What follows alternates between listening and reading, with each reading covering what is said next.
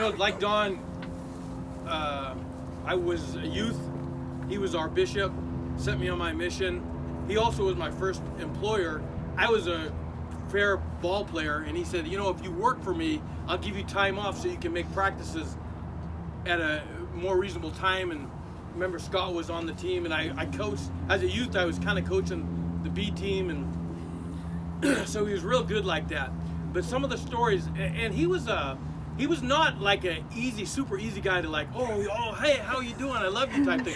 No, he was a little standoffish. Like my mother and I were talking. She said, you know, I was always a little standoffish with him, but he was engaging.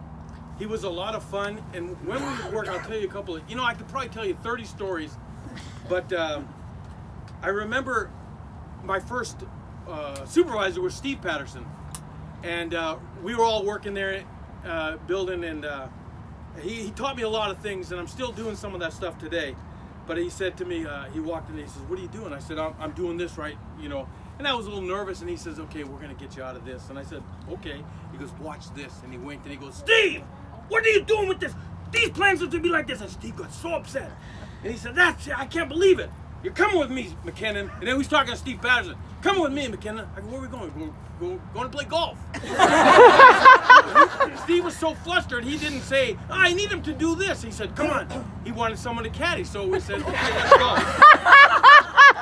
So we went to North Ranch. Is that what it was? Yeah, that's where we're working. And all of a sudden, he said he gets up there and he put the ball. He just walked on the course like he owned it. And he hit that ball and it went 100 miles. And we used to go with, now just so you know, Matthew Bishop and Jerry Carter were so instrumental in our lives as young men. I mean, it was crazy. I still talk about their mentorship. Matthew was also working as an attorney, I think, a little bit of representation and stuff like that. So all these people were important. But I remember putting the ball down and hit that ball 100 miles. And we would go with Jerry Carter. That's why I brought it. Jerry Carter had goals. Remember, his thing was goals. You got to have goals. And he would take us always on Wednesday night after Mutual, is that what it's called? We'd go to the little putt-putt and we'd hit the balls. And so I knew how to hit the ball a little bit. And I get up there and I get there and I get real ready, and all of a sudden I'd be just about to hit the ball and run. Come on, let's go. He'd hit the ball. He would waste too much time. I go, hey, wait a minute, you know. The other thing was Ron loved to arm wrestle. Remember, he was arm wrestling and he had a grip like Doug, just crush your hand.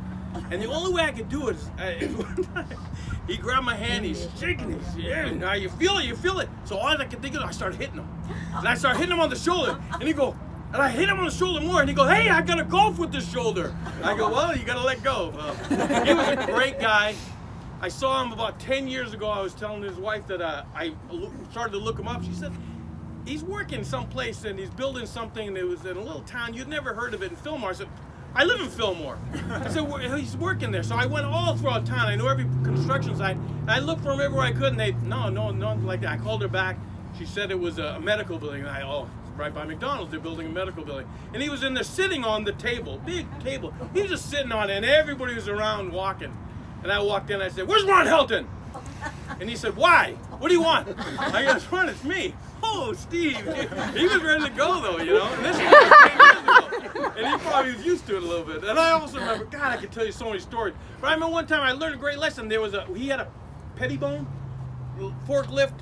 We were building a house, and they were sitting over there, and some guys came down, hey, would you mind if we use it? And we got to lift some trusses, and we got to do that. And I thought, oh, this will be good Christian thing to do. Let him in. And he says, he thought about it, and he goes, no thanks. Oh. And I said, why, Ron? He goes, that's my machine. That's what we use for work. If they break it, it only had front-wheel drive at that point because the four-wheel drive back wasn't working. He says, that's just how you got to do business. This is business. This is not that part of the thing. So I learned good lessons from Ron, and he was a real instrumental. And like I said, Matthew Mack was right next to him all the time. I think he was the executive secretary, maybe. No, it's young vice president. Young man. Well, I remember that part, but so important to us as young men growing up. I didn't turn out as good as a lot of them did. That's the truth. But there, still, whatever good part I do have was a direct result of them. So I appreciate Ron. I'm glad to be here, and I'm glad it's a kind of a celebration of life. Thanks.